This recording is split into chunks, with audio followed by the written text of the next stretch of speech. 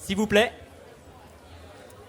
Je pense qu'on va pouvoir commencer parce que je pense que ça va être un débat qui va être très riche, très long, et j'aimerais laisser en fait le maximum de temps pour qu'il y ait justement des interactions avec la salle. Donc c'est avec un très grand plaisir que la revue Progressiste, dont je suis le rédacteur en chef, accueille en fait aujourd'hui ce débat sur l'industrie. C'est un débat qui est bien sûr essentiel, et je crois que pour bon nombre de militants ici présents, c'est un combat qui est considéré comme critique et essentiel. Et donc aujourd'hui on va avoir Monsieur Gallois qui est coprésident de la Fabrique de l'Industrie. On a Marie-Claire Caïto qui est conseillère honoraire au CESE.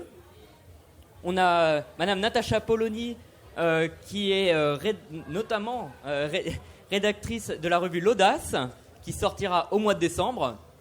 Et Monsieur Brugerolles, député PCF de l'Allier, si je ne me trompe pas. Du Puy-de-Dôme, pardon. En plus, je viens de la région centre, je viens d'à côté. Donc, ce que je vous propose, c'est faire 2 tables rondes. Une première sur le constat, sur quelles sont les industries stratégiques et vers quoi on va avec les délocalisations, avec la perte du sens au travail, avec on va dire une certaine inertie sur la question de l'industrie en France et les politiques publiques en fait qui y sont associées. Puis une seconde table ronde, on va plutôt dresser une perspective, un horizon, notamment au regard du changement climatique, des grands défis qui nous attendent. Et donc je vais commencer par donner la parole, je sais pas, Marie-Claire par exemple. Voilà. Oui, merci. Merci pour ce débat. Donc, alors la première question que tu poses, c'est la question de l'état du système productif en France. Donc, je pense qu'à cette table ronde, on sera tous d'accord pour dire que notre système productif a énormément périclité et que c'est un gros problème. Après, je pourrais prendre quelques exemples pour l'illustrer. Mais il faudrait également comprendre pourquoi on en est arrivé là. Parce qu'effectivement, on ne va pas passer beaucoup de temps sur les chiffres, mais la France s'est énormément désindustrialisée. D'autres pays aussi, mais nous, on s'est beaucoup plus désindustrialisé que d'autres pays en Europe, puisque la part de l'industrie dans le PIB a été divisée par 2. Il y a eu 2 millions d'emplois qui ont été perdus. Donc même s'il y a une transformation de l'industrie qui englobe les services, il y a quand même une désindustrialisation massive de notre pays. Et ce n'est pas l'idée de la France Start-up Nation de Macron qui va nous permettre de recréer ce tissu productif. Parce que on aime bien, moi donc je suis syndicaliste à la CGT aussi, parler de tissu productif dans son ensemble et de filière industrielle. Ça a été un combat, pendant longtemps, de pouvoir parler en termes de filière industrielle. Donc la France s'est énormément désindustrialisée et d'ailleurs on a pu voir des conséquences, mais on reviendra peut-être aussi dessus dans le débat. Mais par exemple, je pense que le mouvement des Gilets jaunes prend sa racine dans la désindustrialisation du pays. Parce que quand dans un territoire, il y a une entreprise industrielle qui ferme, c'est souvent des centaines, voire des milliers d'emplois d'ouvriers, souvent masculins, qui sont rayés de la carte, qui sont remplacés plus ou moins d'ailleurs par des emplois de service majoritairement féminins moins bien payés, alors que les emplois cadres restent souvent dans les grandes agglomérations, dans les grandes villes. Et donc on voit bien que là, il y a une rupture qui s'opère avec des gens qui ont l'impression d'être les laissés pour compte de la République, parce que quand l'entreprise industrielle ferme, souvent après c'est les services publics qui s'en vont et ainsi de suite. Il faut faire des kilomètres pour aller trouver un médecin ou pour aller chercher du boulot, et résultat, quand le prix de l'essence augmente, ça met le feu aux poudres. Voilà. Donc c'est un exemple, je pense, de la nécessité d'avoir une industrie dans le pays si on veut arriver à recréer un collectif, à redonner un espoir commun et à se rediriger vers un projet collectif partagé. Alors, juste 2 mots, parce qu'on a dit qu'on essayait d'être rapide en introduction pour laisser le temps au débat. Parce que là, je pense que sur le constat, on va être assez d'accord entre nous. Alors après, une fois qu'on fait le constat et quand dans la deuxième partie, on essaiera de se dire comment on fait pour industrialiser le pays, déjà, il faudra qu'on dise est-ce que c'est nécessaire, parce que je pense que certains pensent que ce n'est pas forcément nécessaire ou d'autres que c'est trop tard, donc ça méritera qu'on ait aussi un débat là-dessus. Mais avant d'arriver là-dessus, pour arriver justement à trouver les remèdes, à proposer des solutions, il faut qu'on sache pourquoi on en est arrivé là. Parce que si on ne fait pas le bon diagnostic, on n'arrivera pas à trouver les bons remèdes. Et donc, au niveau du diagnostic, je pense qu'il y a plusieurs choses. D'abord, il y a eu l'idéologie comme qu'on rentrait dans une société post-industrielle, qui a été entre autres beaucoup portée par Alain Touraine, sociologue, et puis Turruc, un ancien patron, qui, à mon avis, a été quelque chose de désastreux, l'idée de dire qu'on pouvait se passer d'industrie. L'idée qu'ont eu nos gouvernants, et certainement les grands patrons, en pensant que la Chine pourrait continuer à être l'usine du monde et que nous, on ferait que les produits à valeur ajoutée. Sauf que la Chine, c'était une étape pour elle. Elle a voulu... on ne peut pas lui reprocher s'autonomiser et puis après se développer et avoir aussi une autonomie stratégique. Et très important, dans l'analyse, c'est la financiarisation de l'économie. C'est-à-dire que quand on demande pour une industrie d'avoir des taux de rentabilité rapides et à 2 chiffres, ça ne fonctionne pas, quoi. Ça ne peut pas fonctionner. L'industrie, c'est sur du temps long, c'est des taux de rentabilité qui ne sont pas forcément élevés. Donc, on a des grands groupes qui ont été extravertis. La France est un des pays où les grands groupes se sont le plus extravertis, c'est-à-dire qu'ils ont été faire leur production dans d'autres pays, sacrifiant l'emploi en France, avec l'idée, c'est peut-être là-dessus qu'on aura des débats, que le travail en France avait un coût trop élevé. Donc nous, à la CGT, au prétendu coût du travail, on a opposé le coût du capital, avec cette financiarisation de l'économie. Donc toutes ces situations, en plus avec un tissu industriel français particulier dont les PME, PMI dépendent énormément des grands groupes, ont fait que tous les sous-traitants, ils ont été pris à la gorge quand on leur a demandé de presser leurs prix, ce qui a conduit souvent à un mal travail. Mais je pense qu'on viendra dans le débat sur la question du travail, qui me semble être une méthode pour justement réindustrialiser le pays, partir du travail, de ce que font les salariés dans les entreprises. Et donc, on a peu à peu un tissu industriel qui s'est délité, des grands groupes qui sont partis. C'est pas fini aujourd'hui. Quand on voit ce qui est en train de se passer, par exemple, sur les aciéries, avec y compris des entreprises avec des aciéries électriques qui sont exactement ce qu'il faut faire par rapport aux enjeux écologiques, parce qu'on n'émet pas de CO2 avec l'électricité telle qu'on la produit en France et on recycle les vieilles ferrailles. Et aujourd'hui, les bois sont en train d'être fermés parce que l'acier est moins cher en Chine et ainsi de suite. Donc voilà, donc tout ça fait que le constat est quand même mauvais.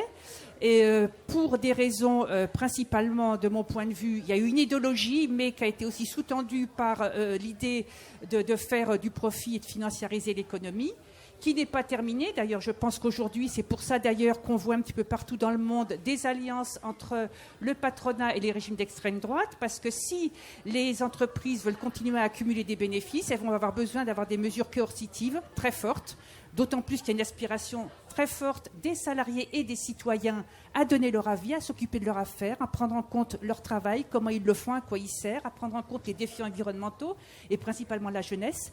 Donc on voit qu'aujourd'hui, on est dans une nouvelle phase du capitalisme et qu'il va falloir qu'on ait des mesures fortes, nous, qu'on propose, salariés, citoyens, pour pouvoir reconstruire l'industrie en France à partir des territoires. Mais je pense que ça, on en parlera dans un deuxième temps.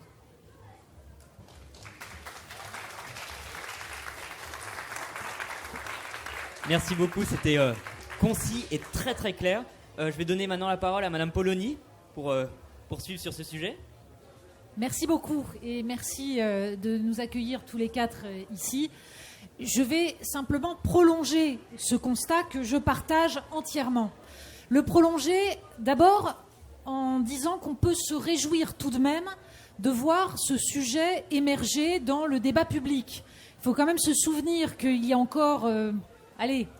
10 ans, la question de la désindustrialisation, dans le milieu médiatico-politique, on s'en brossait le nombril avec le pinceau de l'indifférence. C'était vraiment... ça n'existait pas. Il s'agissait de discuter de l'ouverture, du fait que le progrès était forcément dans la libre circulation des hommes, des capitaux et des marchandises. Avec cette espèce de chantage fait vis-à-vis des classes populaires, c'est-à-dire vous constatez que vous êtes les perdants de la mondialisation, vous protestez. Comment vous êtes contre le fait que des gens en Chine, en Inde, se soient enrichis grâce à la mondialisation? C'est donc que vous êtes égoïste, raciste, etc. Ce qui permettait d'éviter de poser le problème. Un problème, je vous rejoins, qui en fait prend sa source dans le processus de financiarisation de l'économie qui commence en 1971 quand les États-Unis décident unilatéralement de sortir du Gold Exchange Standard, c'est-à-dire des règles de Bretton Woods qui ont été mises en place à la fin de la Seconde Guerre mondiale pour éviter de reproduire les erreurs des années 30.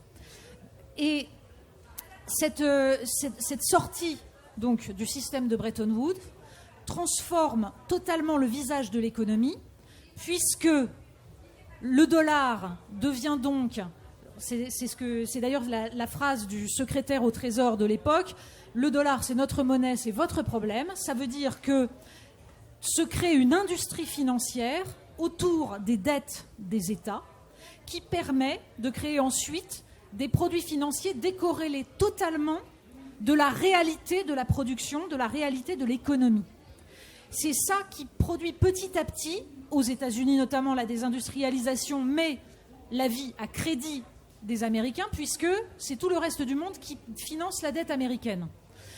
En Europe, nous décidons dans ce cadre-là de devenir le poste avancé de la mondialisation, c'est-à-dire de la division du travail.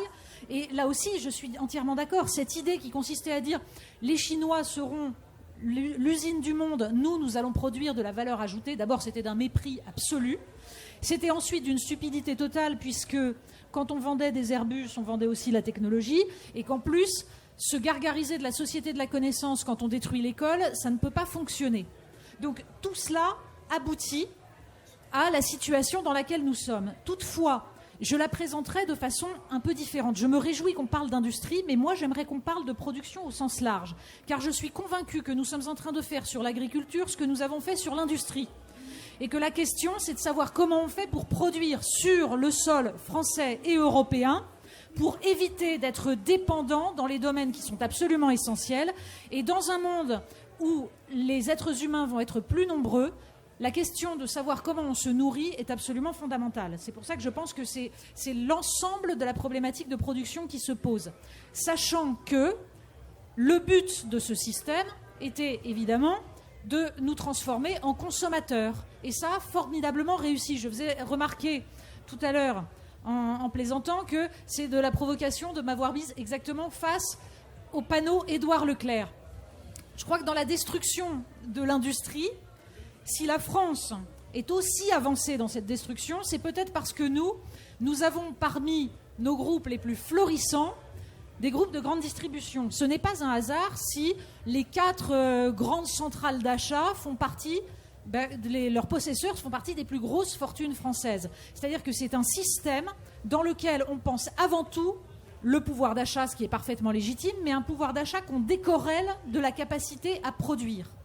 Ce qui donne évidemment une incitation. On appauvrit les populations, donc les gens vont consommer en fonction du peu d'argent qu'ils ont, donc vont être incités à aller acheter des produits qui sont fabriqués ailleurs. C'est pour ça que dans la question de la réindustrialisation, il y a un point qui pour moi est essentiel, c'est que bien sûr nous allons parler des filières qui sont stratégiques, des filières qui vont nous permettre d'envisager l'avenir, que ce soit les filières du numérique, des nouvelles technologies, que ce soit l'ensemble des filières de décarbonation.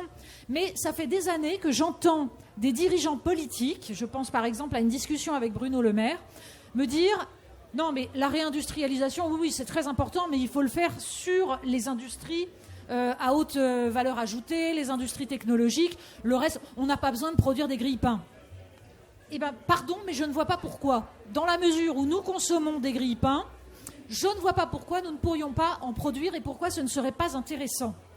Je vous montre un truc. Ceci est un parapluie made in France. Alors, moi, je peux me permettre d'en acheter. Tout le monde ici ne peut pas.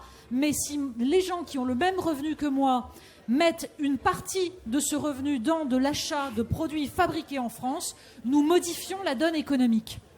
Mais pour ça, il faut que le pouvoir politique décide de favoriser ceux qui produisent au sens large.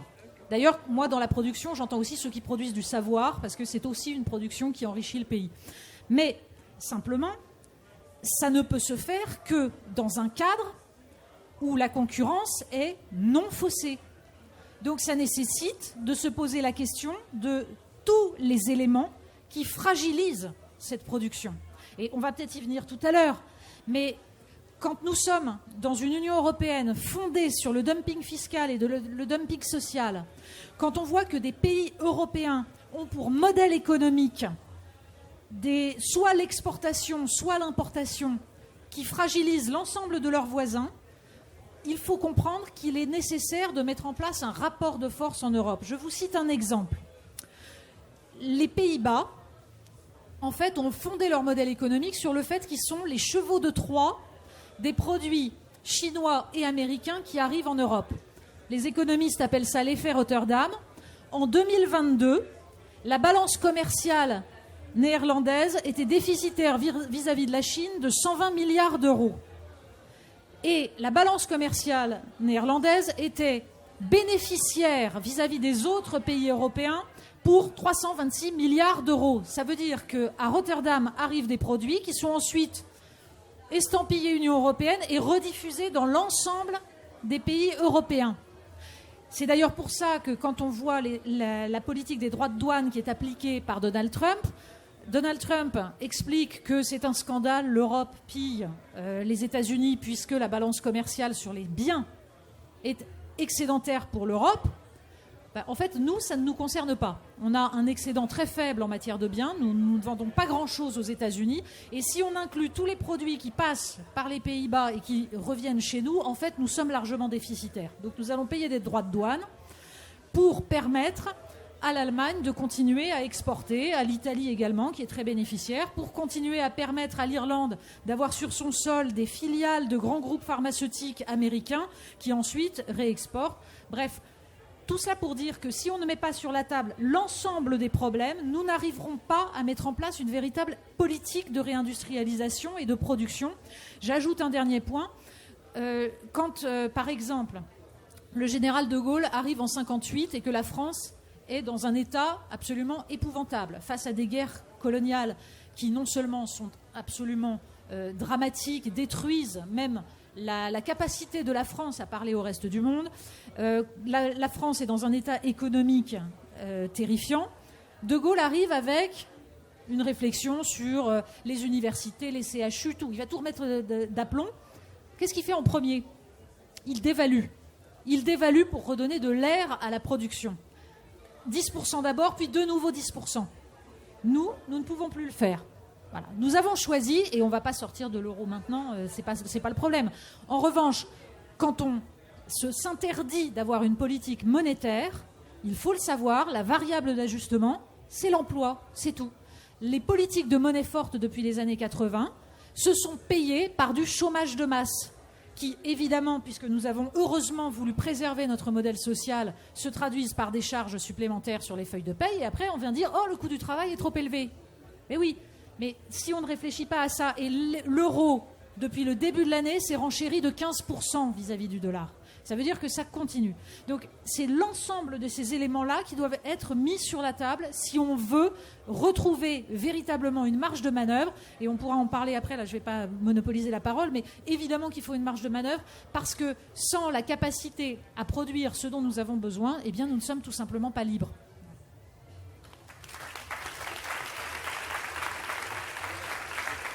Encore une fois, merci beaucoup. Je vais peut-être donner maintenant la parole à Monsieur Gallois. C'est pas très facile de parler après de telles oratrices. Je vais essayer de pas répéter ce qui a été dit parce que je suis pas d'accord absolument sur tout, mais sur beaucoup de choses. Premier élément, je crois lorsqu'on regarde la désindustrialisation, c'est que c'est une catastrophe pour le pays. C'est une balance commerciale complètement déficitaire et que nous n'allons pas redresser rapidement. Évidemment, problème d'emploi, déstructuration des territoires, perte d'autonomie, d'indépendance, de souveraineté. Et puis plus grave que ça, le sentiment pour les Français qu'ils étaient déclassés, qu'on avait descendu 3 marches. Et ceci, ce n'est pas le cas de tous les pays. Il y a 3 pays qui ont désindustrialisé dans le monde. c'est les États-Unis, la Grande-Bretagne et la France. Et la France, ça fait plus vite que les autres. Les États-Unis, ils ont les hautes technologies. On le voit bien, les plateformes, etc., pour compenser. La Grande-Bretagne, elle a vécu sur la place financière de Londres, financiarisée à mort. Et la France, il n'y a rien. Il y a le chômage de masse. Et je suis entièrement d'accord avec Natacha Polony lorsqu'elle dit, comme on ne peut plus dévaluer, la variable d'ajustement, c'est soit les salaires, soit l'emploi. C'est-à-dire ce qu'on appelle une dévaluation interne. Or, nous sommes rentrés dans l'euro en 2000 avec un franc surévalué. Le franc était surévalué de 15%, c'est le consensus des économistes, quand nous sommes rentrés dans l'euro. Et ces 15%, nous les traînons encore. Et nous n'avons pas les moyens de corriger cela. Je pense que ça, c'est un élément tout à fait essentiel. Il faut quand même s'interroger sur le fait que ce qui arrive en France n'arrive pas en Italie, n'arrive pas en Allemagne, au moins avec la même ampleur. Je pense évidemment qu'il y a eu un consensus dans le pays. Je dis, ça ne concerne pas que le gouvernement ou les grandes entreprises. Il y a un consensus pour dire l'industrie, c'est peut-être pas si important que ça. Le travail dans l'industrie est un travail qui a ses contraintes, ce qui fait qu'il y a beaucoup de gens qui préfèrent aller travailler ailleurs que dans l'industrie. On a beaucoup de difficultés actuellement à attirer les gens vers l'industrie, ce qui pose d'ailleurs un problème de qu'est-ce que c'est que le travail dans l'industrie, comment on fait pour le rendre attractif. Et puis, il y a eu cette idée qu'on allait pouvoir remplacer ça par les services. Les services, les services sont essentiellement dans les grandes agglomérations. Ce qui fait qu'on a laissé les territoires de villes moyennes dans une situation qui est extrêmement préoccupante. Alors maintenant, il faut savoir ce que l'on fait. Qu'est-ce qu'on peut faire pour cela ? Moi, je pense qu'il faut reprendre les choses à la racine. D'abord, il faut relancer la machine à inventer en France. Nous étions un grand pays scientifique. Nous sommes actuellement, en termes de publication dans les revues scientifiques, au 13e rang, à égalité avec le Brésil. La Corée du Sud, qui est un pays de 50 millions d'habitants, est bien devant nous. Bien devant nous. Je pense que cet aspect de la perte de substance de la recherche française, de la capacité d'innovation, elle est essentielle. Le second sujet, c'est les compétences. Et ça commence par l'éducation nationale. L'effondrement des mathématiques. Est-ce qu'on va laisser une filière comme les mathématiques s'effondrer dans notre système scolaire et universitaire? Sans mathématiques, vous n'avez pas de techniciens, vous n'avez pas d'ingénieurs, vous n'avez pas de chercheurs, au moins dans les sciences dures. Vous avez les lycées professionnels. 40% des jeunes vont dans les lycées professionnels. On a supprimé des sections industrielles pour les remplacer par des sections qui débouchent sur quoi, je n'en sais rien. Et d'ailleurs, ceux qui sont dedans ne le savent pas non plus. On a fait des filières de gestion, de management, de communication, etc. Parce que ça sonnait de manière un peu plus attractive. Je pense que ces lycées professionnels, c'est une voie subie. Ce sont ceux qui ne peuvent pas aller dans l'enseignement général qui vont dans l'enseignement professionnel. On ne peut pas avoir 40% des jeunes allant dans une direction qu'ils subissent, qu'ils ne choisissent pas, qu'ils subissent. Je pense que c'est essentiel comme enjeu. Je pense d'ailleurs qu'il faudrait passer la scolarité des lycées professionnels de 3 à 4 ans pour permettre une période d'apprentissage plus longue. Il y a un problème qui nous a sauté au nez, c'est celui de l'énergie. Nous payons notre énergie 2 à 4 fois plus cher que les Américains. C'est la faute les responsabilités, elles sont claires. D'un côté, les Allemands, qui ont cru qu'ils pourraient ad vitam aeternam avoir le gaz russe à bas prix, et qui se retrouvent, j'allais dire comme des cons, à aller chercher de l'électricité, du gaz 2 fois ou 3 fois plus cher aux États-Unis, et la France, qui n'a pas eu de politique énergétique pendant 20 ans, ou une politique énergétique qui balbutiait entre les énergies dites renouvelables, et on a laissé tomber le nucléaire pendant 20 ans. Et maintenant, il faut le reconstruire. Il faut construire des centrales, mais en plus, il faut reconstruire toute la filière avec les compétences. L'industrie. Il y a un 4e sujet qui, là, est plus difficile. C'est celui du financement de l'industrie. Là, je ne suis pas sûr de faire plaisir à tout le monde ici. Bon, parce que l'État ne va pas financer toute l'industrie, il en est incapable. Il faut donc des financements privés, tant qu'on est dans le système dans lequel nous sommes. Je sais que dans cette salle, il y en a beaucoup qui voudraient changer le système. Mais enfin, on est dans le système avec lequel il faut que nous vivions aujourd'hui.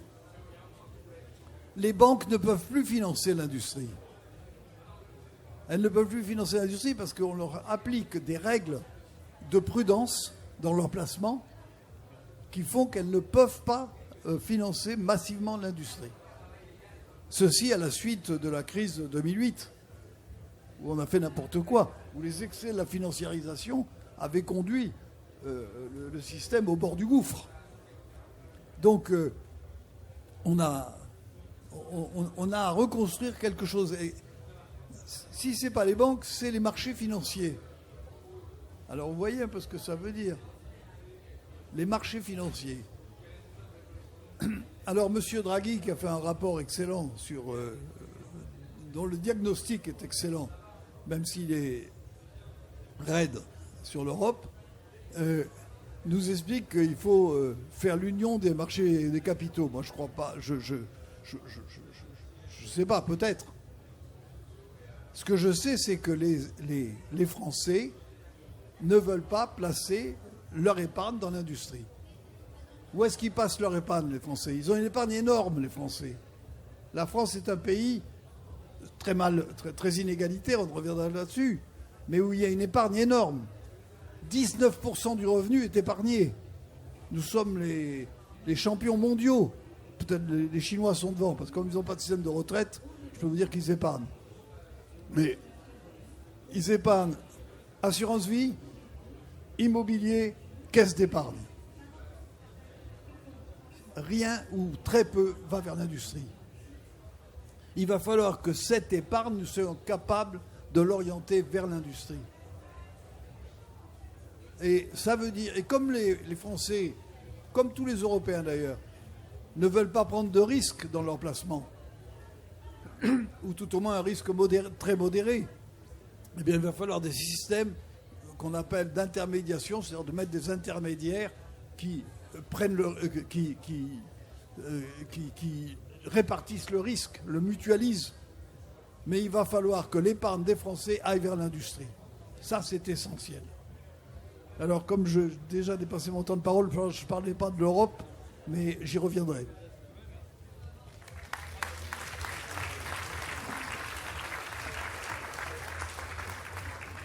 Et donc, le député Brugerolles du Puy-de-Dôme. Oui, bonjour à tous. D'abord, simplement pour être en accord avec tous ceux qui sont intervenus précédemment, je crois qu'on a tous conscience qu'il y a eu des orientations politiques très fortes depuis les années 70, ça a été dit, qui considéraient que l'industrie n'était pas une priorité pour le pays et qu'effectivement on allait basculer dans une économie de services. Je crois que ça a fait beaucoup de mal à notre pays. Et on en paye d'ailleurs aujourd'hui les fruits avec beaucoup de retard, avec quelques décennies de retard dans la structuration de nos filières industrielles. Juste pour revenir sur le constat, ça a été dit, 2 millions d'emplois industriels perdus, une part de l'industrie dans le PIB qui vient de passer sous les 10%. Alors, ça dépend d'ailleurs des indicateurs et du périmètre qu'on prend en compte, mais globalement qui est quand même très inférieur à la part de l'industrie dans les autres pays européens. J'ajouterais un élément d'ailleurs, c'est qu'on a aussi des industries qui sont aujourd'hui en sous-capacité de production, c'est-à-dire des usines qui ne produisent pas au niveau auquel elles sont censées produire. Bon, il y a des chiffres aussi qui parlent d'autour de 75% de taux de production.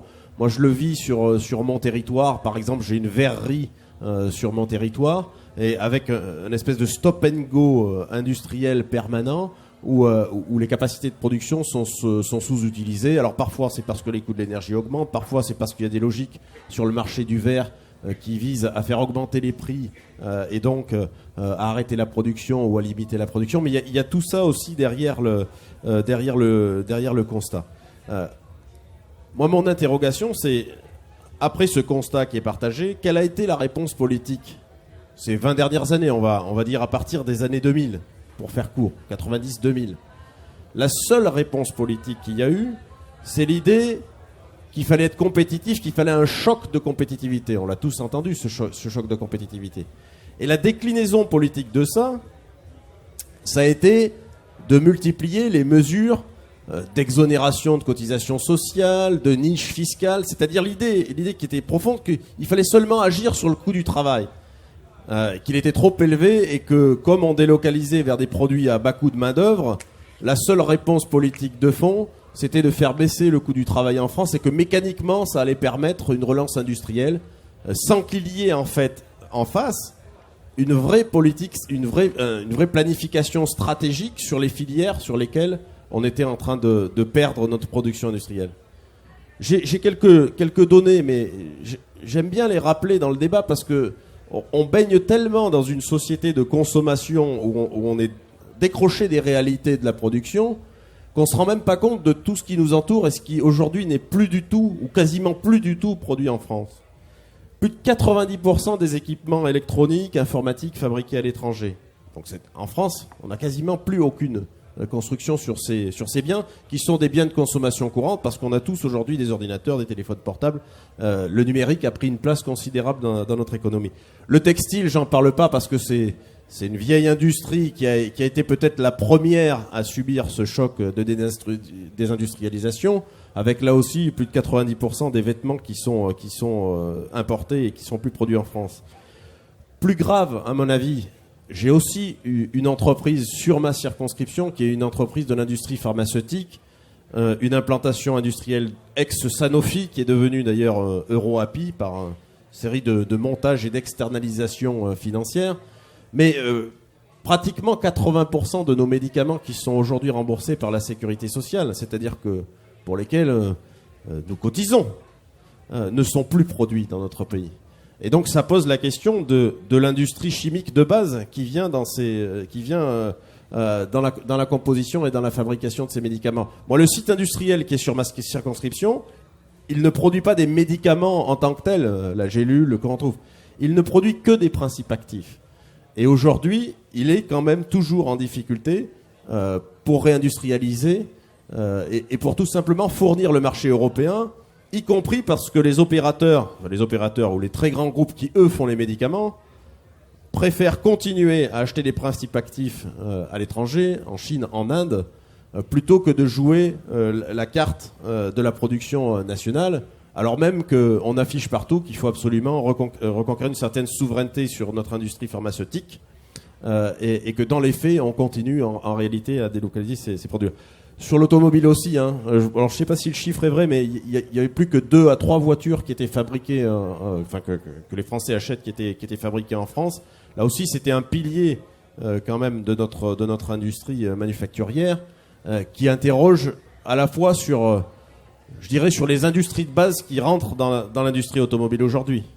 La métallurgie, la sidérurgie, évidemment.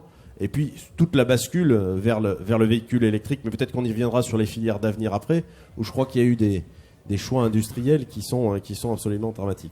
Donc ce choc de compétitivité, ça peut plus être, de notre point de vue, l'alpha et l'oméga de la réponse politique, parce que si on ne se projette pas dans une véritable planification industrielle, en disant quels sont les objectifs de reconstruction de certaines filières, je crois qu'on tape à côté du clou. Et malheureusement, ce que je vis en tant que parlementaire, c'est qu'on continue à avoir l'essentiel du débat politique qui tourne autour de ça, autour du coût du travail, autour des exonérations et du coût global de production dans notre pays.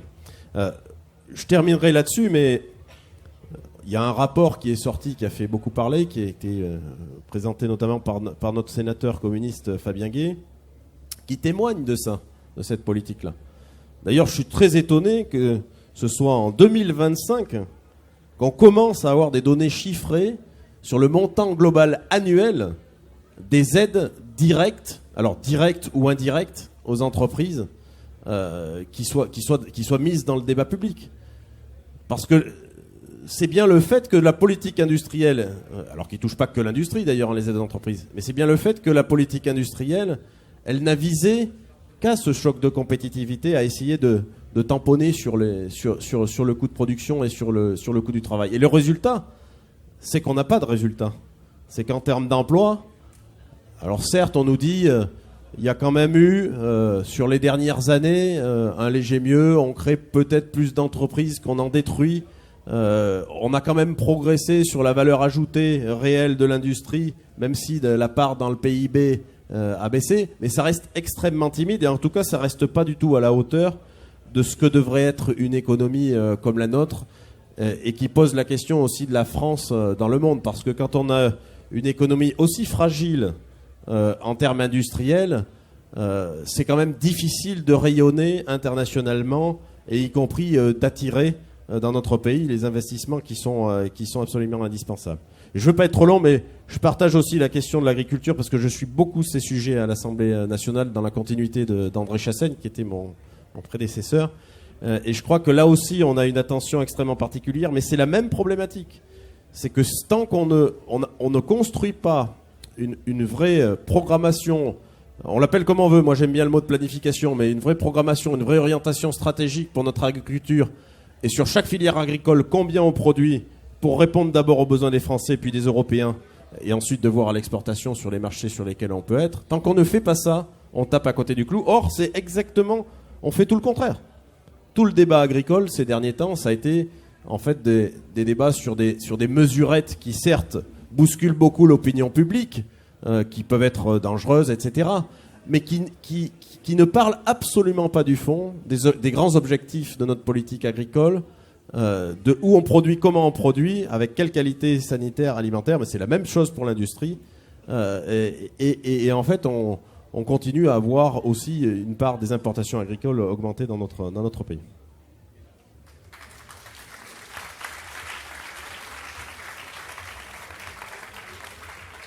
Merci beaucoup à tous pour votre première intervention sur quel est le constat de l'industrie et pourquoi on en est là. Pour ce deuxième tour de table que j'aimerais le plus court possible pour laisser du temps à l'assistance de poser des questions, c'est vers comment est-ce qu'on peut justement aller vers une réindustrialisation, ou du moins comment répondre aux défis demain de production qu'on peut utiliser dans l'agriculture et dans l'industrie. Comment est-ce qu'on fait ça concrètement? Parce que là, on a dit beaucoup de choses. On va pas quitter l'euro, de ce que j'ai compris. Donc, comment on fait? On va suivre le même tour de parole. Ouais. Oui, alors je vais essayer d'être rapide, effectivement, pour qu'on puisse échanger. La première chose que je voulais dire, c'est par rapport à l'Europe. Parce que il me semble que dire qu'on veut retrouver une indépendance et une autonomie stratégique, ce qui est parfaitement légitime, ça ne veut pas dire qu'on fera tout seul en autarcie. Et moi, je pense qu'on ne pourra pas faire l'impasse sur avoir une véritable politique industrielle au niveau de l'Europe, ce qui n'est pas le cas aujourd'hui, et ce qui, de mon point de vue, va être très difficile à avoir, compte tenu des accords qui viennent d'être signés avec les États-Unis, qui cherchent à diviser justement l'Europe, parce que dans les accords qui sont signés, il y a des gagnants et des perdants.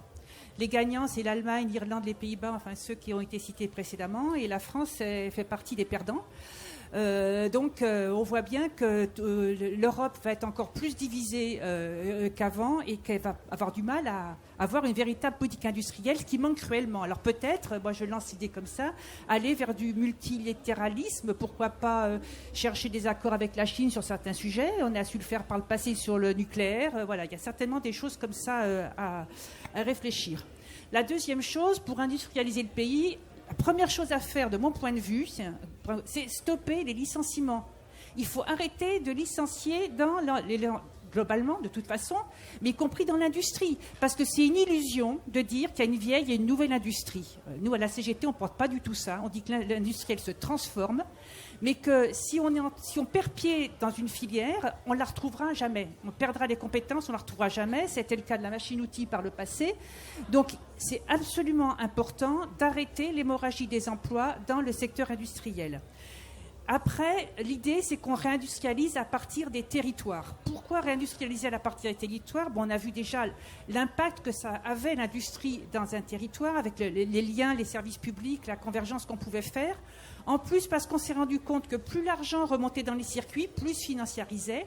Et puis les territoires, ça apportait d'intervention pour les salariés.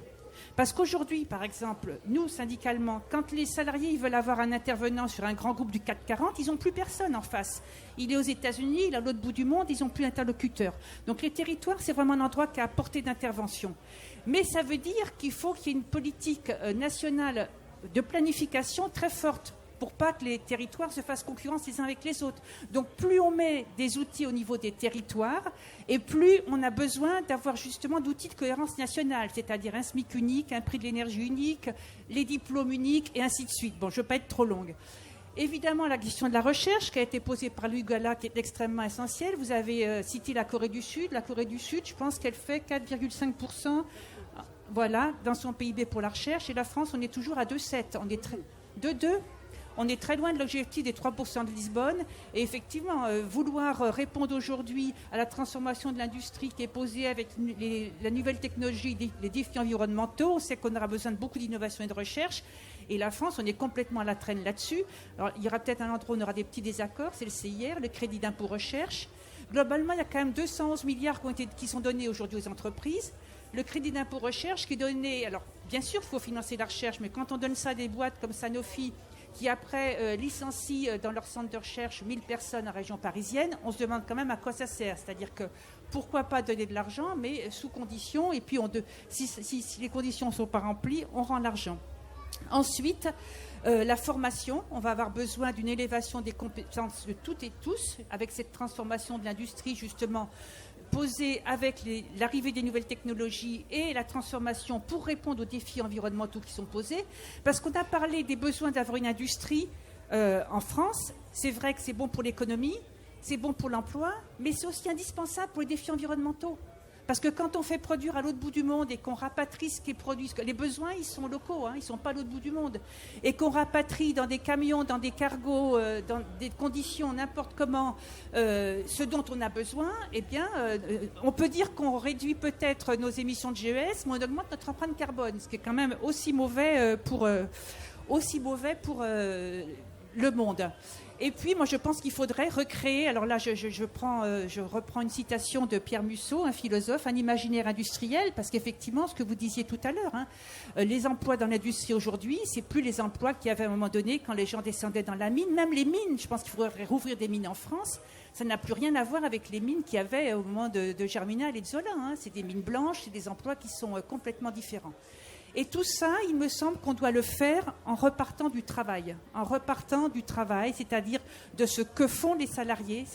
Qu'est-ce qu'ils vont produire, comment ils vont le produire et pourquoi ils vont le produire. Quel sens on donne à leur travail. Parce que je pense que ça, c'est primordial aujourd'hui. On le voit bien pour les jeunes, mais pas que pour les jeunes. La question d'avoir un travail qui a un sens, c'est extrêmement important. Et aujourd'hui, on voit très bien que les jeunes, mais également les personnes moins jeunes, elles ont hâte de s'en aller parce qu'elles ne comprennent plus leur travail. Et c'est là qu'on peut arriver à pousser les choses, il me semble, dès aujourd'hui, en ayant des nouveaux droits dans l'entreprise, c'est la démocratie sociale, pour justement que les salariés, dans les boîtes, ils puissent donner leur avis sur, non pas uniquement les conditions de travail, mais aussi les orientations stratégiques de l'entreprise. Alors, je vais arrêter pour ne pas être trop longue, mais un dernier point. Effectivement, il va falloir avoir besoin de financement pour tout ça. Nous, à la CGT, je pense qu'au Parti communiste français, ils proposent aussi un pôle public financier. Réorienter l'épargne vers l'industrie, moi je pense que c'est effectivement une nécessité. Regarder tout l'argent qui est donné aux entreprises aussi et faire un peu le tri là-dedans. Mais il va absolument falloir sortir l'argent des circuits financiers. Parce que prenons l'exemple de l'énergie. On n'arrivera pas à réindustrialiser le pays si on n'arrive pas à produire de l'énergie pilotable décarbonée en masse. Or, pour ça, la transition énergétique va coûter beaucoup plus cher qu'on le pense. Parce que par rapport aux autres transitions, il y a une particularité. Avant, les énergies se rajoutaient les unes aux autres. Aujourd'hui, elles se substituent. On va substituer des énergies carbonées par des énergies décarbonées. Et ça va demander de l'argent et il faut absolument que tout cet argent-là, il sorte des circuits financiers et il soit utilisé vraiment dans le sens de l'intérêt général.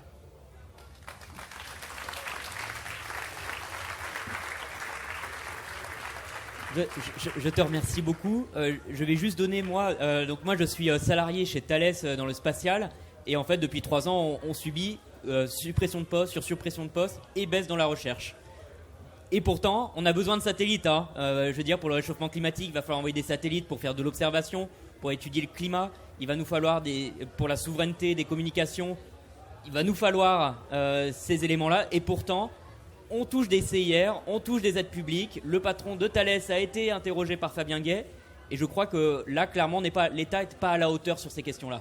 Je passe la parole du coup à Madame Polony. Merci. Pour prolonger, en effet, ce qui vient d'être dit. Premier point, une petite parenthèse de chiffres, en effet, pour montrer à quel point le décrochage en matière scientifique, en matière de recherche est dramatique. En 2024, il y a eu dans le monde 4,2 millions de brevets déposés. Alors évidemment, il y en a une immense partie qui sont des brevets sans aucun intérêt. Mais bon. Sur ces 4,2 millions, 1,5 million de brevets déposés par la Chine. 180 000 déposés en Europe. 14 000 en France. J'espère que vous imaginez le décrochage que nous sommes en train de vivre. C'est pour cela que, en effet, la question de l'éducation, de la formation, de l'orientation est absolument fondamentale. Réapprendre le plaisir de produire, parce qu'en effet c'est un plaisir, c'est une fierté d'agir sur la matière et de la transformer, c'est un des éléments essentiels qui forgent notre humanité. Ça s'apprend dès le plus jeune âge. Ne pas être un consommateur, mais vouloir comprendre comment les objets sont fabriqués. Ça nécessite de revoir les programmes scolaires. Je pourrais vous faire 2 heures sur les programmes scolaires de mathématiques, de sciences, et vous montrer pourquoi ça ne fonctionne pas et pourquoi on fait en sorte que des gamins passent par l'école primaire et en ressortent sans même de notion des grandeurs, sans capacité à jouer avec les concepts mathématiques. Et donc après, on voit que tout cela se répercute. Donc il y a un travail immense à faire de formation des enseignants. La plupart de nos professeurs des écoles sont, et ce n'est pas de leur faute, issus de filières littéraires. Ils ont besoin d'une formation qui leur donne justement le plaisir. On ne peut pas transmettre ce qu'on n'aime pas et ce avec quoi on a du mal. Donc il faut absolument que ces professeurs aient eux-mêmes le plaisir de comprendre les sciences, tout simplement, et qu'ils aient une culture scientifique. Ça, c'est le premier point. Deuxième point, derrière, en effet, l'orientation. Et je suis d'accord, c'est un imaginaire. J'ai le souvenir d'une discussion, d'un débat avec Jacques Attali, dans lequel je défendais l'industrie et il me répondait « Mais enfin, ce sont des emplois aliénants, ça n'a aucun intérêt. Il faut faire des auto-entrepreneurs. » Alors des auto-entrepreneurs, ça veut dire des gens qui sont en fait totalement esclavagisés, qui n'ont aucun droit social. Et on atomise, évidemment, l'avantage, c'est qu'on empêche la constitution d'un collectif qui défend des droits. Mais voilà, ça donne ça. Et c'est vrai que cette vision-là des choses a été portée pendant des décennies au plus haut des structures de l'État français, ce qui est une catastrophe. Derrière, comment on réindustrialise ? Eh bien, parce que on le fait, disons, si le politique assume ses responsabilités, Pourquoi ? Parce qu'évidemment, je disais, la question de la consommation, nous pouvons chacun orienter une part de notre consommation pour réfléchir. En fait, quand on consomme un objet, on vote pour un système économique. Et d'ailleurs, la responsabilité des pouvoirs publics, c'est d'informer les citoyens pour qu'ils puissent réellement choisir en toute connaissance de cause. Vous savez par exemple que la traçabilité est quelque chose qui est combattu à l'échelle de la Commission européenne parce que ça va à l'encontre de la libre concurrence. Donc pas de traçabilité par exemple dans les produits laitiers pour dire d'où vient le lait, pas de traçabilité dans les plats préparés, pas de voilà. Surtout que rien ne vienne entraver le choix uniquement par le prix faible, donc pour enrichir des multinationales qui font fabriquer ailleurs. Donc déjà l'information, premier point. Deuxième point, tout simplement que l'État mette en place une structure qui favorise la réindustrialisation et la production, c'est-à-dire une structure gouvernementale dans laquelle on met un ministère de l'industrie qui englobe l'énergie, qui englobe la recherche, parce que tout ça doit aller ensemble. En effet, on met à plat toutes les aides aux entreprises pour les réorienter vers ceux qui produisent sur le sol français. Ça veut dire une condition aux aides qui sont versées. Ça veut dire l'exigence d'un rapprochement entre les chaînes de recherche et développement et les chaînes de production. Ensuite, ça veut dire une utilisation de la commande publique. Il y a un levier énorme à travers ça. Alors évidemment, ça nécessite de filouter légèrement avec les règles des marchés publics de l'Union européenne. Mais dans la mesure où le pays qui a le plus de procédures pour non-respect des règles européennes, c'est l'Allemagne, je me dis qu'on peut peut-être à un moment donné, disons, là aussi, mettre en place un léger rapport de force pour définir quels sont nos enjeux vitaux. Définir les filières, qui sont les filières que nous jugeons stratégiques, dans lesquelles nous voulons pouvoir choisir. Et dans ces filières-là, eh bien justement, l'État doit pouvoir, je suis d'accord avec le lien avec les collectivités territoriales, c'est-à-dire qu'il faut identifier les endroits où on peut réindustrialiser.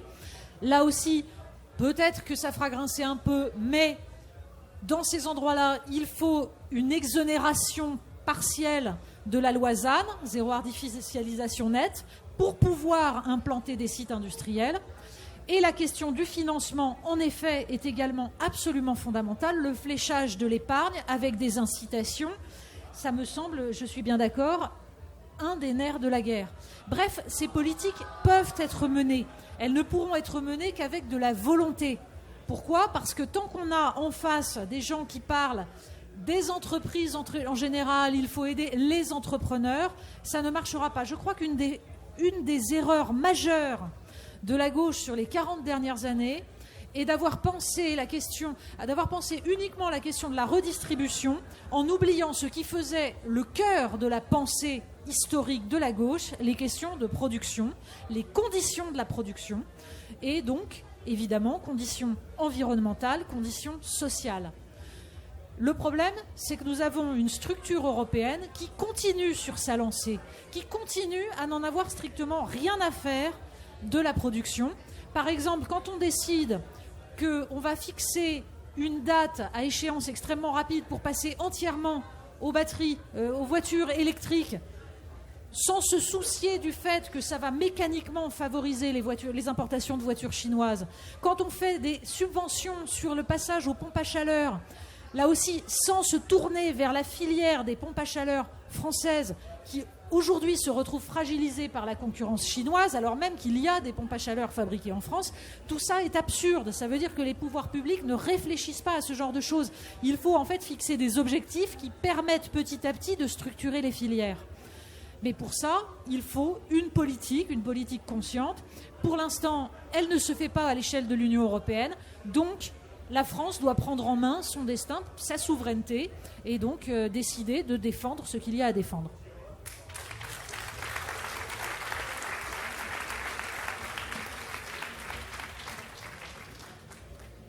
Je suis assez largement d'accord avec ce qui a été dit.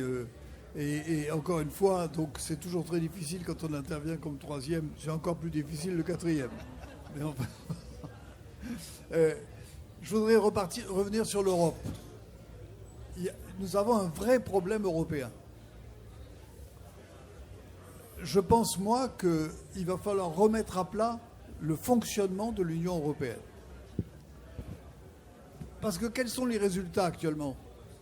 L'Europe est la zone de plus faible croissance dans le monde. C'est en Europe que la croissance est la plus faible qu'aux États-Unis, plus faible qu'en Amérique latine, bien sûr plus faible qu'en Asie, plus faible qu'en Afrique. C'est l'Europe la zone la plus faible, où la croissance est la plus faible. Sur les technologies de pointe, l'Europe est en train de se faire complètement larguer. Le rapport Draghi dont on a parlé est dramatique. Enfin, il lance un cri d'alarme. La Chine, les États-Unis et, de manière un peu moins forte évidemment, le Japon et la Corée sont en train de prendre une avance sur le plan technologique qui risque d'être absolument catastrophique pour nous. Nous sommes déjà totalement dépendants des plateformes numériques américaines. Quand on parle d'indépendance nationale, on est incapable de faire fonctionner le mail sans les États-Unis, l'Internet. Et ceci est en train de se pointer sur l'intelligence artificielle. La même chose. Nous allons perdre une deuxième bataille sur l'intelligence artificielle parce que nous ne mettons pas le paquet là-dessus. Et le troisième élément de l'Europe, c'est qu'on nous a bassinés en nous disant l'Europe, c'est une grande puissance commerciale, c'est fort, on est la première puissance commerciale mondiale. Et on se couche devant Trump dans des conditions humiliantes pour nous. Moi, je dois dire que quand j'ai vu l'accord que Mme von der Leyen a négocié, j'ai été humilié de voir comment on nous traitait. Je pense donc qu'il va falloir revoir comment fonctionne l'Europe. Moi, je ne propose pas qu'on sorte de l'Union européenne ou qu'on sorte de la zone euro. J'ai dit ce que je pensais de l'euro tout à l'heure, mais je ne pense pas, je ne propose pas qu'on en sorte, mais qu'on retrouve de la marge de manœuvre. Il faut que l'Europe nous laisse faire des choses. On n'a pas le droit de mettre l'origine sur un médicament. Règle européenne. Pourquoi ? Ben moi, je pense qu'il faut pas. C'est pas acceptable que l'Europe se mêle de cela. On n'a pas le droit de mettre Made in France sur un médicament. Et je pourrais citer des exemples assez nombreux qui montrent que nous sommes, d'une certaine manière, nous avons aliéné une grande partie de notre souveraineté. Alors moi, je ne suis pas contre l'Europe. Nous avons besoin de la coopération européenne. Nous avons besoin de travailler avec les autres sur les matériaux stratégiques dont on va avoir besoin, le lithium, le cobalt, etc. Évidemment, il faut travailler au niveau européen. On ne peut pas travailler au niveau français. Évidemment, sur l'intelligence artificielle, il va falloir travailler au niveau européen si on veut faire face aux États-Unis et à la Chine. Mais on ne peut pas travailler de la manière dont on travaille actuellement. Ça, c'est mon premier point. Le deuxième point, comment l'État peut-il opérer ? Alors, je suis d'accord avec Natacha Polony lorsqu'elle propose un grand ministère qui regrouperait l'industrie, la recherche et l'énergie. Mais moi, je propose que aussi on regarde comment l'action peut se développer. Et je pense qu'il y a deux branches. La première, c'est le territoire. Je partage votre avis. Moi, dans le think tank que j'anime, on a fait une étude sur les territoires qui réussissaient, parce qu'il y a des choses qui marchent. Allez en Vendée, vous verrez comment l'industrie vendéenne se développe. Même à Alès, qui était en grande difficulté, Alès, ils sont en train de sortir la tête de l'eau. Et je pense que ça, il y a une énergie dans les territoires qu'il faut être capable de soutenir. L'État ne va pas faire ça à la place des acteurs locaux, mais il peut les soutenir. Je pense à Alès, par exemple, faire la rocade qui permet de contourner Nîmes et de désenclaver Alès. Il y a 4 km d'autoroute à faire. L'État apporte des services publics qui doivent permettre de structurer, qui fassent que les populations aient envie de rester là. Il faut améliorer la ligne de chemin de fer Paris-Limoges. Sinon, Le Grand va se tailler, parce que les cadres de Le Grand ne veulent plus habiter Limoges.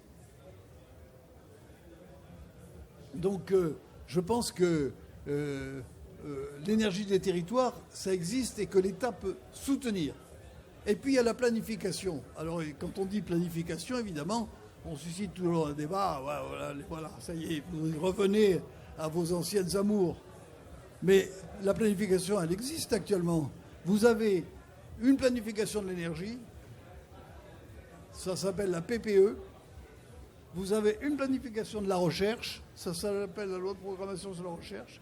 Vous avez une planification de la défense, ça s'appelle loi de programmation sur la défense. Vous avez une programmation sur l'écologie, ça s'appelle, je ne me souviens plus comment ça s'appelle. Il y a une planification sur l'écologie. Aucune cohérence entre ces 4 planifications. Et il y en a d'autres. L'État peut planifier son action. J'allais dire, les entreprises planifient la leur. Je ne vois pas pourquoi l'État ne planifierait pas son action.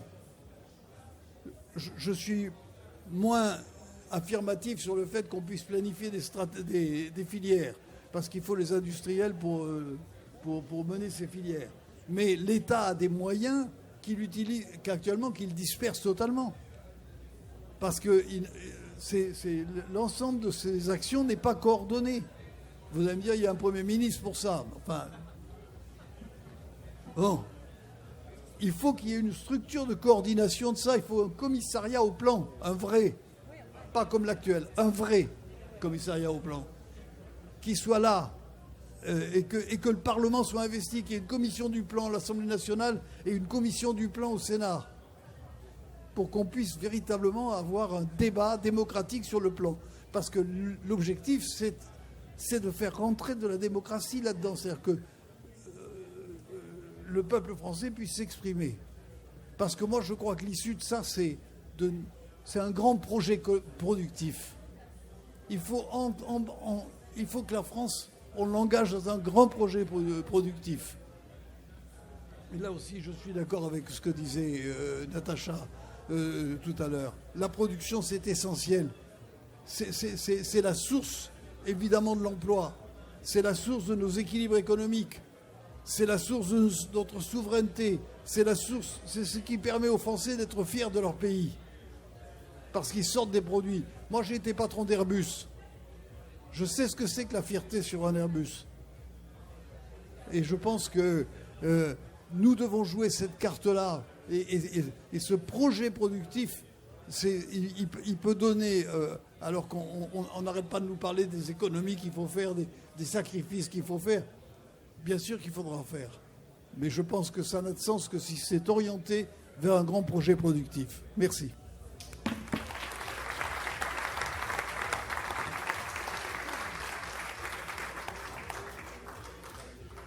C'est d'autant plus embêtant de parler en dernier que Louis Gallois a repris tout ce que je voulais dire, notamment sur l'aspect de la création d'un commissariat général au plan.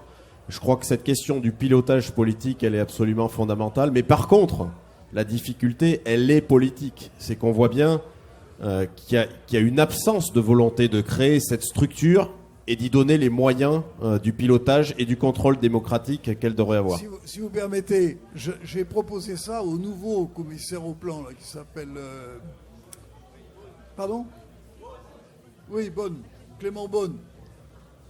Il m'a écouté gentiment. Alors, on pourra peut-être revenir à la charge. Je pourrais le réinterroger peut-être au niveau parlementaire. Je vais essayer donc du coup de pas être redondant, juste sur le volet de la question de la recherche qui a été abordée par plusieurs d'entre vous. Il y a un élément qui n'a pas été abordé sur le décrochage. J'ai une anecdote d'abord sur le décrochage en termes de publications scientifiques de la France. Le passage du 6e au 13e rang, ça a été dit par Louis Gallois tout à l'heure et Natacha Polony aussi. Il me semble que c'est fin juin, début juillet, j'avais interrogé le ministre de la Recherche. Je fais attention quand je parle des ministres parce qu'ils passent tellement vite et on oublie tellement leur nom qu'on ne sait plus qui on a interrogé d'un mois sur l'autre. Mais vous pourrez retrouver ça sur nos chers réseaux sociaux. Et justement, je lui posais la question de ce décrochage et des impacts que ça avait sur toute la chaîne ensuite de recherche et économique de la France. Ministre qui venait de se faire geler, je crois, 500 millions d'euros dans le budget qui avait déjà été amputé d'1 milliard d'euros. dans le budget 2025. Et je crois que la réponse a été à peu près ne vous inquiétez pas, tout va bien, nos programmes de recherche se poursuivent, il n'y a pas de difficulté. Comme souvent, on a ces réponses qui sont d'ailleurs souvent professées comme des certitudes qui visent à rassurer en quelque sorte que le mal n'est pas si important.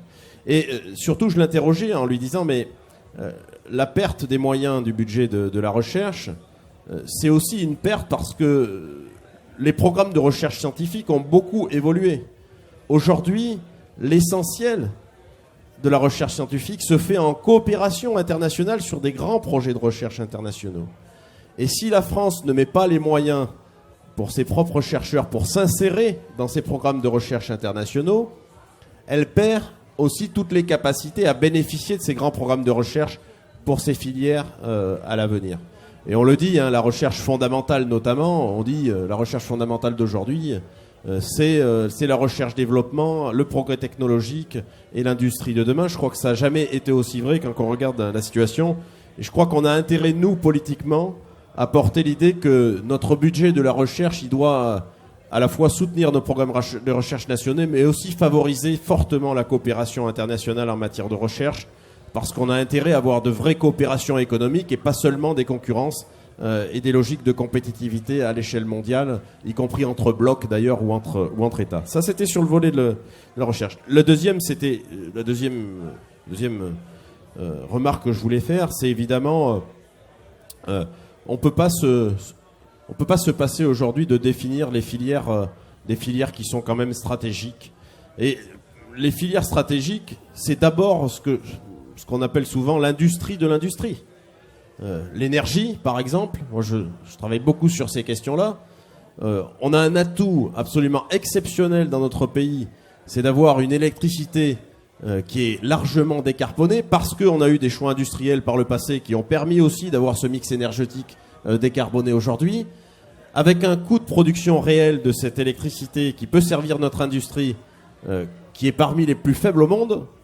Mais par contre, un prix réel qui est payé par notre industrie, qui est en complet décalage et qui subit en plus les turpitudes et les crises internationales. Moi, je suis extrêmement choqué par l'absence de volonté politique de redonner à nos industriels une électricité pas chère et pour le coup, que cet outil-là soit un vrai levier de compétitivité, même si j'aime peut-être pas toujours ce mot. Je suis vraiment choqué par le fait qu'on n'ait pas agi dans la dernière période à la hauteur dans ce sujet.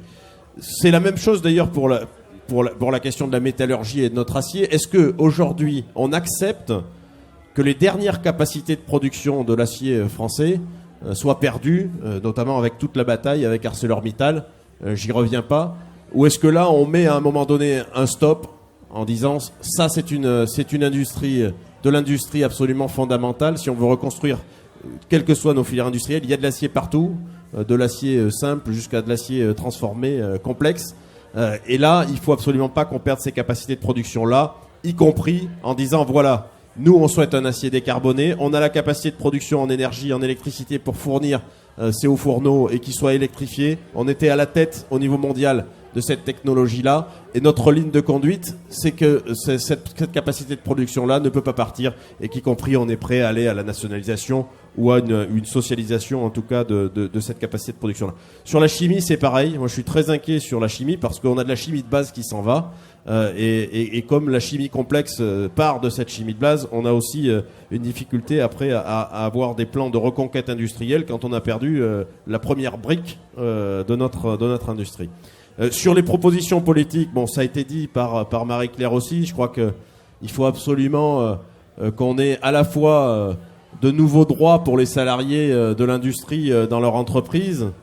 J'ai revu d'ailleurs circuler sur les réseaux sociaux les discours de Gaulle sur l'implication dans l'entreprise, comme quoi c'est un sujet qui est d'actualité, qui était assez largement partagé, à la fois en termes de participation, mais à la fois en termes d'orientation stratégique dans l'entreprise. Il ne faut pas que ce soit uniquement une participation aux richesses produites, mais il faut que ce soit véritablement de nouveaux droits en termes d'orientation industrielle, de pilotage, et dans les enjeux de décarbonation qui sont devant nous dans nos industries. On sait souvent que l'expertise des salariés qui sont au contact direct de l'outil de production pour limiter les consommations énergétiques ou pour transformer les process industriels, elle est absolument fondamentale. Et je crois qu'aujourd'hui, il y a vraiment un manque de ce côté-là en termes d'implication, parce qu'on a un pilotage aussi qui est beaucoup plus financiarisé qu'il n'avait pu l'être. Qui n'avait pas pu être précédent. Donc la question des nouveaux droits des salariés, la question de la conditionnalité des aides économiques, bon, on l'a abordé très rapidement tout à l'heure, mais quand même, quand on regarde les masses, les masses financières qui sont en jeu, moi je préférerais alors on a cité les 211 milliards du rapport de Fabien Gay, même s'il faut regarder à l'intérieur de ces 211 milliards, quelle est la part d'exonération, quelle est la part de niche fiscale, quelle est la part d'aide publique directe. Je crois que c'est très détaillé dans le rapport, mais on est quand même sur des chiffres qui sont à plusieurs dizaines de milliards et qui ne peuvent pas être distribués aujourd'hui sans avoir des objectifs précis, un contrôle sur ces objectifs, et sans, ça a été dit, qu'ils servent avant tout le développement de l'emploi et des capacités de production sur le territoire national. Je crois que ça doit être les deux critères de conditionnalité absolument majeurs. Et on ne peut pas se satisfaire qu'une grande partie de ces moyens publics soient dévoyés et partent dans la distribution de dividendes sur des très grands groupes qui n'en ont en fait réellement pas besoin, parce qu'ils ont les capacités d'investir dans leur recherche, dans leur développement de leur production. Voilà ce que je voulais rajouter, même si ça a été dit un peu par d'autres, mais je voulais compléter le débat. Merci. Merci à nos 4 intervenants et intervenantes sur... Voilà, là je pense qu'on a dressé quand même on a posé beaucoup d'éléments sur la table. Malheureusement, on va avoir que 20 minutes de questions. Mais bien sûr, le débat continue. Donc... On va prendre, je pense, une série de 2-3 questions. Et si vous voulez répondre en particulier sur une question, faisons peut-être un peu court. Mais qu'est-ce qu'il y a ? Oui, il y a 2-3 impensés dans votre débat. Le premier, c'est la guerre. Les 500 milliards, les 80 milliards en France. Ils ont planifié la guerre. Et ils abandonnent la planification de la transition climatique. Nos adversaires, c'est l'impérialisme, notre impérialisme. Et cet impérialisme nous a enfermés dans une logique destructrice. La nation et l'internationalisme. Vous nous avez parlé de l'Europe. Vous ne nous avez pas réellement parlé d'internationalisme. Moi, je travaille pour la turbine Arabelle. J'ai été Alstom. J'ai été bradé à General Electric. J'ai été nationalisé. Mais le jour où j'ai été nationalisé, j'ai vécu un projet industriel. Il y a la DIN, la direction interministérielle au nucléaire neuf. Il y a une planification. Le PDG d'EDF aujourd'hui, il dit souveraineté. On a des industriels qui sont capables de porter des projets. Il faut y aller. Moi, je vous le dis, le PCF propose la nationalisation de Total. La chimie, ça passe par Total. C'est la base de l'écosystème et ça boucle l'écosystème de l'énergie. Parce que c'est eux qui détiennent le renouvelable. C'est eux qui détiennent l'électrification. Et maintenant, l'internationalisme. Eh ben oui, moi je fais de la turbine Arabelle. Et si je peux pas la vendre au Kazakhstan, parce que le Kazakhstan, il va avoir une centrale par les Russes, parce que les Russes, ils se contentent pas de vouloir l'uranium, mais ils coopèrent. Coopérer, ça veut dire donner au Kazakhstan les moyens de son émancipation. Les 2/3 de la production mondiale se font hors de la vieille Europe, hors des États-Unis. Si vous voulez enfermer la coopération au sein de l'Europe, et je ne dis pas vous autour de la table parce que je sais qu'on est d'accord, je pense, on en discuté, c'est ça ma question, la vraie coopération, elle est mondialisée. Moi, je veux qu'on fasse tomber les sanctions qui pèsent aujourd'hui, y compris sur la Russie, parce qu'il n'y a pas de raison qu'il y ait des bons et des mauvais pays, parce qu'à ce compte-là, les États-Unis sont autant un mauvais pays que les autres. La Chine n'est pas pire qu'Israël, donc je ne vois pas ce qui pourrait nous bloquer. Il faut faire péter ce cadre impérialiste, il faut sortir de nos vieux schémas, il faut remettre en place l'idée de la socialisation, de la nationalisation et de la coopération internationale.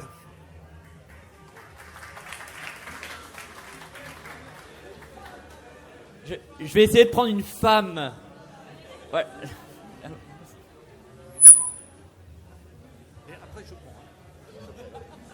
C'est bon ? Ouais.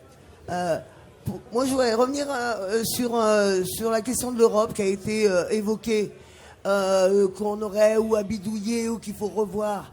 Mais dès aujourd'hui, dans l'Europe telle qu'elle est, on a des possibilités. pour emprunter directement à la Banque européenne sans passer par les banques, on peut créer on en a un peu rapidement parlé, des organismes financiers. On peut, parce que sur la question de l'énergie, par exemple, on a été Macron et ils ont été au-delà de ce que demandait l'Europe. Parce que s'il y a des articles qui existent dans les traités européens qui disent que si jamais nous, pour notre cohérence nationale, parce que la façon dont on veut diriger notre pays, l'énergie, c'est indispensable d'être sorti de la concurrence, on peut le faire. Sur la nationalisation de la SNCF et refaire un fret, etc., on peut le faire parce qu'il faut poser sur la table de l'Europe que notre conception à nous de notre pays, c'est pas des biens marchands et ils n'ont pas à être mis en concurrence. Et ça existe déjà dans les traités européens. Alors il n'y a qu'à s'en emparer, quoi. Voilà. Je vais prendre un jeune. Attends, je vais prendre un jeune. Non, la jeunesse et l'avenir, je vais prendre un jeune. On va... T'avais une question ? Oui, j'avais une question. Alors, merci beaucoup déjà pour ce débat très riche et très exhaustif. Moi, j'ai une petite question sur la place de la robotisation dans la réindustrialisation. Parce je suis arrivé un peu en retard, mais je crois qu'on n'en a pas parlé. On sait qu'on a une crise des vocations, une crise des compétences. Et aussi on va avoir aussi une crise démographique qui va s'intensifier au fil des ans. Alors est-ce que la robotisation, c'est pas aussi un véritable enjeu pour l'industrie ? On sait que le taux de robotisation de la production française est très inférieur à celle de l'Allemagne, qui est encore inférieure à celle du Japon et de la Chine. Je vous remercie. Vous voulez commencer déjà avec ce petit batch de questions ? Oui, il me semble qu'on peut répondre parce que là c'est déjà très très riche comme question. Peut-être pour commencer par cette question essentielle, d'abord de savoir si nous avons encore une vision de la place de la France dans le monde. Vous parlez des turbines Arabelle, vous parlez d'Alstom. C'est un exemple typique de la tragédie que constitue l'abandon de l'intérêt national par nos élites économiques et politiques. Alstom a été victime de l'extraterritorialité du droit américain.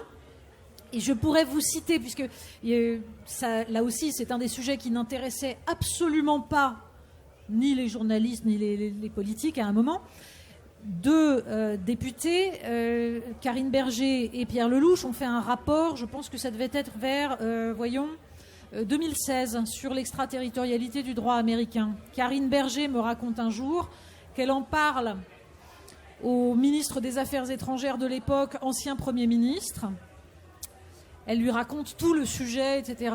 Et il répond, donc ministre socialiste, « Ah là là, c'est bien compliqué tout ça. » Voilà. Ça, c'est la réponse du ministre des Affaires étrangères de la France quand on parle de l'extraterritorialité du droit américain. Tout ça pour dire que la mécanique dans laquelle nous sommes pris aujourd'hui nous rend totalement soumis à cette logique de bloc et nous a en fait réintégré de force parmi les vassaux des Américains. Pour des raisons qu'on peut comprendre, qu'on peut expliquer, mais la France a de fait renoncé à avoir une voix spécifique qui, à mon avis, est absolument nécessaire dans un contexte justement de nouvelle guerre froide et surtout dans un contexte où on voit à quel point l'affrontement entre les États-Unis et la Chine peut très rapidement déraper.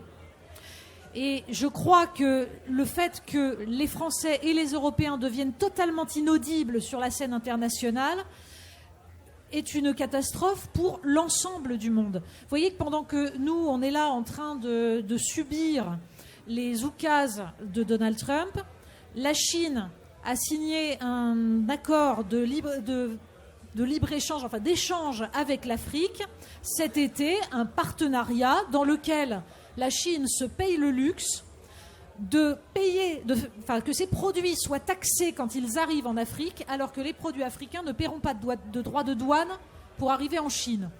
Évidemment, c'est une logique d'extension de l'influence. Ça s'appelle du soft power. Pendant ce temps-là, les Européens sont absents, nous sommes englués dans nos logiques de blocs et nous sommes embrigadés dans le choc des civilisations, c'est une dinguerie. Et ça va avoir des conséquences très concrètes sur notre capacité à déterminer ensemble notre destin, parce que, je le redis, pourquoi on est là en train de parler d'industrie, pourquoi on est là en train de se demander s'il faut reproduire sur notre sol, etc. Tout simplement parce que sans ça, nous ne sommes pas une nation libre. Et la question, c'est de savoir si la promesse du peuple souverain, la promesse de 1789, va se perpétuer, ou si nous avons décidé que nous n'avions plus notre voix à faire entendre. Je crois que la France a un modèle de développement, de protection des droits, de protection de la dignité humaine à faire valoir vis-à-vis du reste du monde. Encore plus aujourd'hui où il y a une brutalisation des rapports. Ça passe par une puissance économique sans laquelle nous n'aurons plus rien à dire. C'est pour ça qu'ensuite, sur la question européenne, oui, évidemment qu'il y a des leviers, il y a des moyens de faire entendre. Par exemple, il faudrait en fait s'inspirer de ce que font les Allemands pour préserver leurs droits, pour préserver ce qui relève de leur identité nationale. Eh bien, nous, notre identité nationale, c'est la défense des services publics. C'est l'idée qu'il y a des biens qui ne relèvent pas du marché. Ça, nous pouvons parfaitement le faire valoir devant les règles européennes. Et en effet, ça nous éviterait, par exemple, de démanteler Fret SNCF pour payer des amendes de façon complètement dingue. Enfin, pour terminer, oui, sur la question de la robotisation, une réindustrialisation aujourd'hui ne recréerait pas autant d'emplois que l'industrie pouvait en avoir autrefois, puisqu'en effet, ça passerait par une robotisation, ça passe par une façon de produire modernisée. Mais justement, ça permet de recréer des filières sur la décarbonation de notre industrie, de notre production, sur la façon dont on va améliorer l'ensemble des modèles de production pour respecter l'environnement, pour respecter la biodiversité.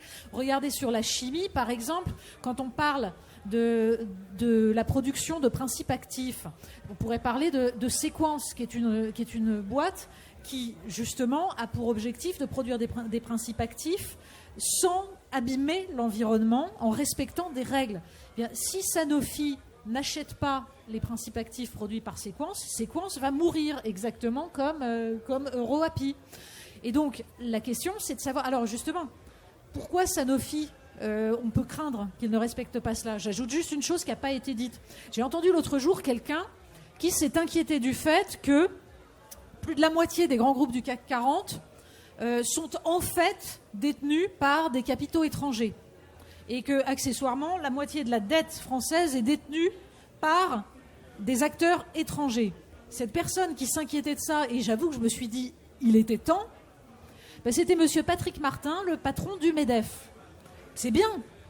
Je trouve ça formidable que des gens fassent leur chemin de Damas, se convertissent, et il faut que les conversions se multiplient, et c'est comme ça que nous arriverons à inverser la tendance. Mais encore une fois, quand on parle de souveraineté, ça n'est pas un mot abstrait, c'est notre liberté et notre capacité à faire valoir notre vision de l'être humain et de la vie collective.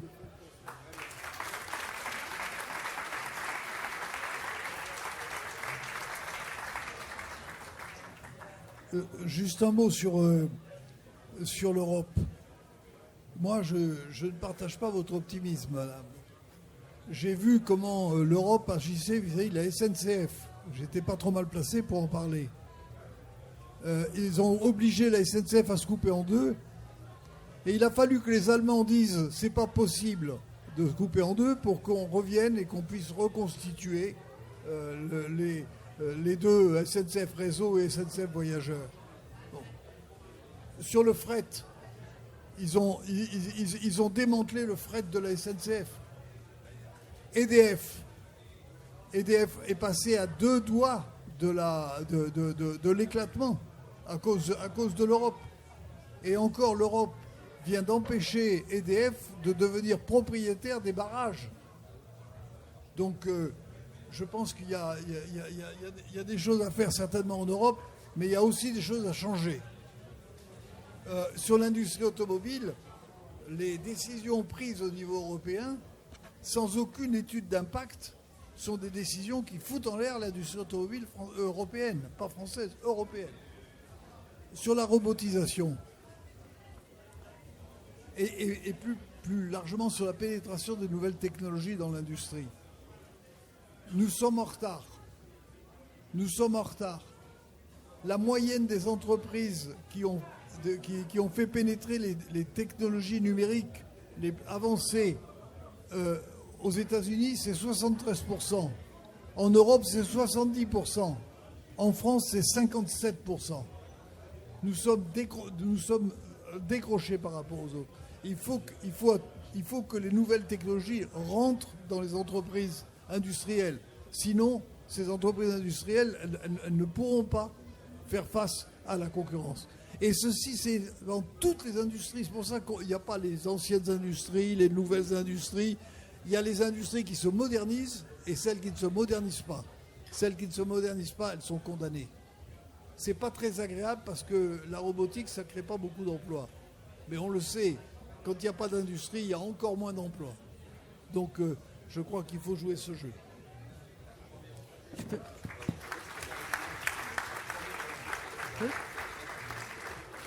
Oui, un ou deux mots rapidement, parce que tu as parlé d'Alstom. Moi, je voulais quand même dire quelque chose par rapport à ça et au droit extraterritorial américain. Parce que bon, c'est un vrai scandale, hein, ce qui s'est passé quand même avec la vente de la branche énergie à General Electric. C'est quand même les turbines qui ont été vendues aux Américains. La première chose qu'ils ont fait, c'est rapatrier tous les brevets aux États-Unis. Après, ils ont dit qu'ils allaient créer des emplois. Ils ont mis structurellement General Electric Belfort en déficit en ayant une filiale en Suisse auquel il fallait faire monter les bénéfices. Et ils veulent fermer General Electric Belfort. Mais donc, et le PDG de l'époque, Patrick Cron, il a signé ça. Il est parti avec 200 millions de retraite chapeau et il coule des beaux jours. Mais à l'époque, qui a fait ça au niveau politique ? C'est Emmanuel Macron. C'est notre président de la République à l'heure actuelle qui a fait ça à l'époque. Je me souviens, Arnaud Montebourg disait qu'il l'avait appris, que ça a été fait dans son dos. Non mais voilà, donc comment voulez-vous que les choses elles puissent avancer au niveau de l'industrie si à la tête de l'État, on a un des premiers responsables quand même de la perte d'une partie importante de notre industrie en France. La deuxième chose par rapport à l'Europe, alors moi effectivement, j'ai plutôt tendance à partager votre pessimisme, mais bon, je pense qu'il faudrait qu'on arrive à trouver des pays avec lesquels avancer. Mais aujourd'hui, il y a un tel poids politique de l'Allemagne au niveau de l'Europe. Sur l'énergie, vous parlez de l'énergie. L'Allemagne sait très bien que la France avait un avantage industriel, parce que au niveau de l'industrie, un des avantages concurrentiels, c'est le prix de l'énergie. Or, la France, on l'a dit plusieurs, elle produit de l'électricité décarbonée à bas coût. Donc, c'est un sacré avantage concurrentiel. Donc, moi, je pense que sciemment, pour protéger son industrie, les gouvernements allemands ont essayé de faire tomber le nucléaire français. Je le dis un petit peu en raccourci, mais toutes les lois qui ont été faites au niveau européen ont été faites pour dézinguer EDF. Et effectivement, s'ils n'ont pas réussi, je pense que c'est grâce aux salariés qui ont quand même fait beaucoup d'heures de grève, non pas pour eux, mais pour conserver un service public de l'énergie en France.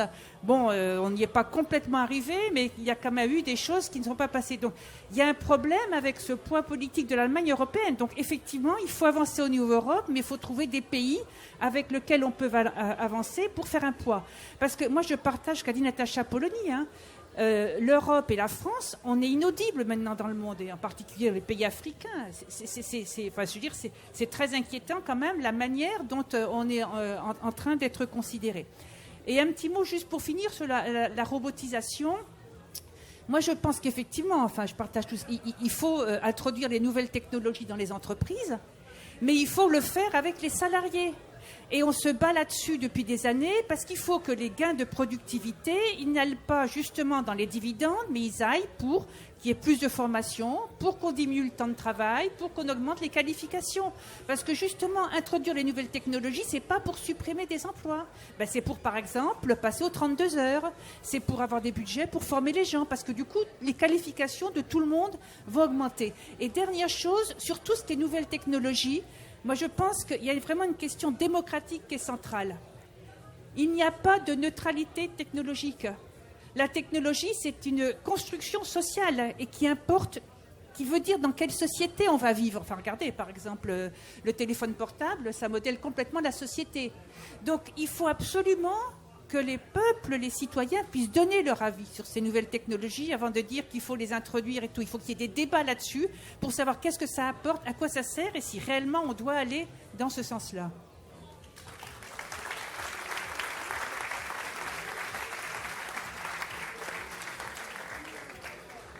Oui, très court sur la question européenne. Moi, je crois qu'il y a un problème de fond qui est quand même celui de la primauté qui est donnée à la politique commerciale de l'Union européenne sur quasiment toutes les autres politiques qui sont conduites, et notamment la question de la politique industrielle et de la réindustrialisation. Ce qu'on vient de vivre sur l'accord, le deal qui a été finalement passé entre la commissaire von der Leyen et Trump, sur le fait qu'on cède quand même sur certains droits de douane sur des productions qui sont exportées, moi je crois que c'est extrêmement inquiétant. Moi aussi je suis assez pessimiste en fait sur la capacité de l'UE et notamment de la Commission européenne de changer de cap politique, de changer d'orientation politique, d'autant plus qu'on a toujours l'impression que ces choix-là favorisent en fait systématiquement la question des marchés extérieurs, sans jamais se préoccuper ou du marché intérieur. Alors qu'un des premiers leviers, à mon avis, d'une politique de réindustrialisation et d'une politique économique européenne, ça doit être de conforter les productions européennes sur leur marché intérieur européen. Et là, on a l'impression que toute la politique qui est conduite, et notamment sa politique commerciale, elle vise uniquement à ne pas perdre de part de marché dans d'autres ensembles régionaux, comme si on n'avait pas un ensemble régional qui déjà constituait à peu près 500 millions d'euros, je ne sais pas si, qui est quand même un marché important. La deuxième chose, c'est que ça a été un peu abordé, mais la question de la mobilisation financière, effectivement, elle est centrale, et celle de la création monétaire de la BCE à travers un dispositif, peut-être un fonds spécifique qui vise à financer les investissements industriels. Je crois que cette création monétaire-là, elle doit être très utile là-dessus. De même qu'elle doit être utile d'ailleurs pour financer le maintien de nos services publics, qui sont souvent à la base, l'environnement au sens large de nos services publics est à la base aussi de notre création de richesse, et souvent c'est un point qui est complètement écarté. Donc il y a véritablement besoin de créer cette politique, de réorienter cette politique monétaire avec sans doute la création d'un fonds particulier. Et ça a été dit aussi, mais il faut quand même qu'on change aussi les critères de mobilisation de financement des banques. Parce que les banques, elles doivent jouer pleinement leur rôle de financeurs de l'économie réelle et pas seulement de captation d'une épargne pour le placer sur des marchés financiers et faire en quelque sorte créer une bulle financière qui ne sert pas réellement le pays et l'économie de notre pays. Donc il y a tous ces leviers-là. Mais je reste très pessimiste sur cette capacité de l'Union européenne, malgré d'ailleurs qu'elle soit interrogée dans le débat public des différents États sur ces sujets-là. Je trouve qu'on garde globalement le même cap, et c'est ça qui est quand même extrêmement inquiétant. Juste parce que j'y pense, la question de la traçabilité des productions sur le marché intérieur européen, elle est aussi essentielle. Là, je serais un peu moins pessimiste, c'est que quand il y a une volonté politique, notamment de la France, pour trouver un rapport de force avec d'autres États européens pour progresser dans cette direction, je crois qu'on aboutit à des résultats. Ça a été un peu le cas sur la question agricole, sur la traçabilité de la viande notamment, ou des produits bruts, sur les miels aussi. Je crois qu'il faut absolument qu'il y ait une mobilisation politique, de trouver des accords et des rapports de force avec les autres États pour avancer. Il n'y a que les batailles perdues qui sont pas menées, qui sont perdues d'avance. Et je crois que si on a aussi un levier, nous, fort au niveau parlementaire à pousser, c'est cette question-là du rapport de force à l'intérieur de l'Union.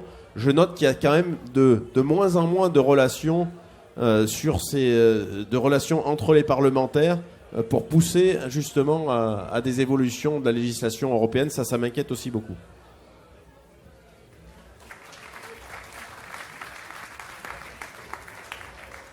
Je remercie évidemment nos 4 intervenants. Alors, on va devoir s'arrêter, on a déjà dépassé de 5 minutes. Le débat peut se poursuivre si vous le souhaitez autour d'un café ou dans un stand, bien sûr. Je vous rappelle que ce débat a été organisé par la revue Progressiste, qui est la revue scientifique, technique, écologie du Parti communiste, et dont le dernier numéro, qui est disponible sur la table, parle justement d'industrie, donc permet de poursuivre un peu ce débat. Je vous remercie à tous.